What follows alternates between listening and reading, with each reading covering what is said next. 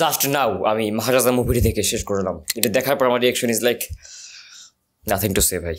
This is just brilliance performance man, just fucking brilliance. আচ্ছা, disturbing movie বলতে আপনারা কী বুঝেন? যেসব মুভি দেখার পর সাধারণত কয়েকদিন পর্যন্ত রেস্ট থেকে যায় ওটার।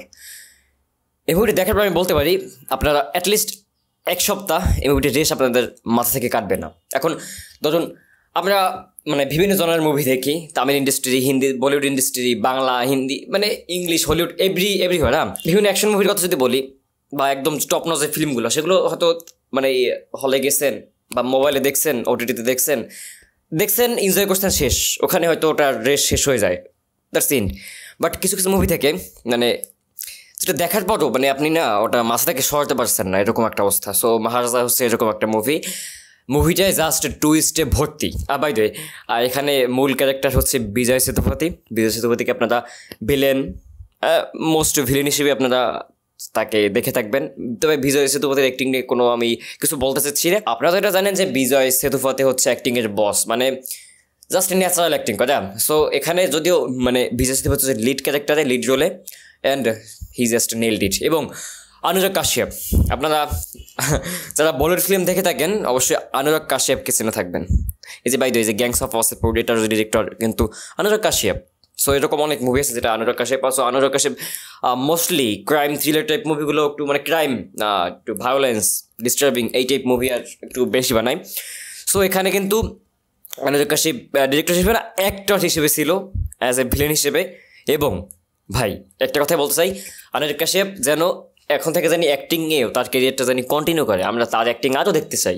আমরা তার অ্যাক্টিং দেখেছি, বাট অ্যাজ এ ডিরেক্টর হিসেবেই তাকে আমরা মানে সাধারণত চিনে থাকি, দেখে থাকি। But he is a great actor really. By the way, মুভিটার স্টোরির কথা বলতে গেলে বিজয় সেতুপতি পুলিশ স্টেশনে গিয়ে একটা ডাস্টবিন হারানো নিয়ে মানে সেই কমপ্লেন করতে আসে। মানে জানি এটা ননসেন্স লাগতেছে কি বলতেছে এগুলো, বাট মুভিটা স্টোরিটা না বাইরে থেকে যতটা সিম্পল, ভিতর থেকে ততটাই জাস্ট ডিস্টার্বিং। সো মুভিটার স্টোরি একদম শুরু হয় একটা মানে দুর্ঘটনা দিয়ে যখন শুরু হয়।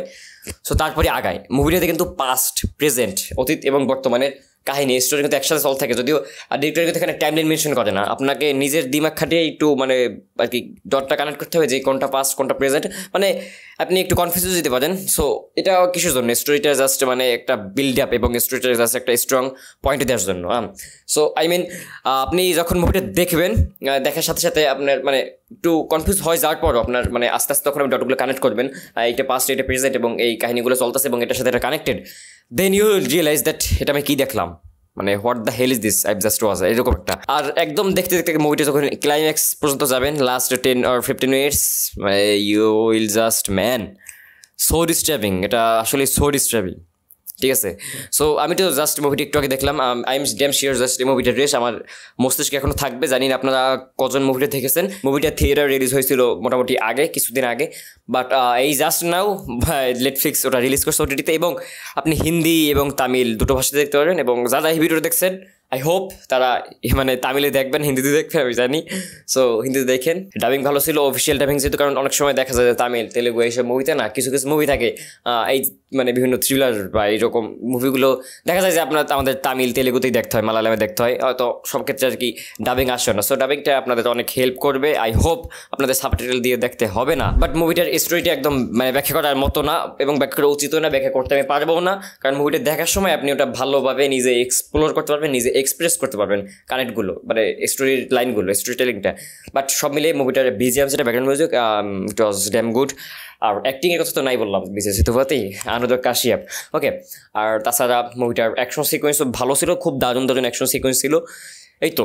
সো মুভিটা হচ্ছে মাস্টার্স একটা মুভি। মুভিটার রেটিং আমি 10 out of 10 দিব। 10 out of 10, সিরিয়াসলি। মানে আপনি বলতেন 10 out of 10 ক্যাটার মুভি এত পারফেক্ট হয় কেমনে? But seriously this movie is so fucking perfect.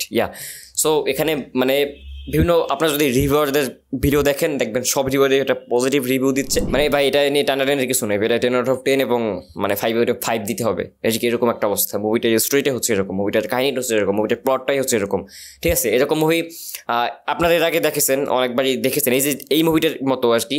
But ওই টাইপের আমি ঠিক স্টোরিটা মানে কোন টাইপের ঠিক এটা মেনশন করতে চাচ্ছি না। বাট আপনারা যখন মুভিটা দেখবেন তখন রিলিজ করবেন যে এই লাইনের বা এই স্টোরি টাইপের মুভিগুলোর মধ্যে দিস ওয়াজ দ্য বেস্ট, ওকে। এবং এইরকম মুভি কিন্তু মানে জাস্ট বানানো তো সহজ না, এবং আপনারা কবে কি এরকম মুভি আর দেখতে পাবেন সেটা আমি জানি না। সো বাট মূল কথা হচ্ছে মুভিটা মিস করবেন না সেটাই বলতে চাচ্ছি।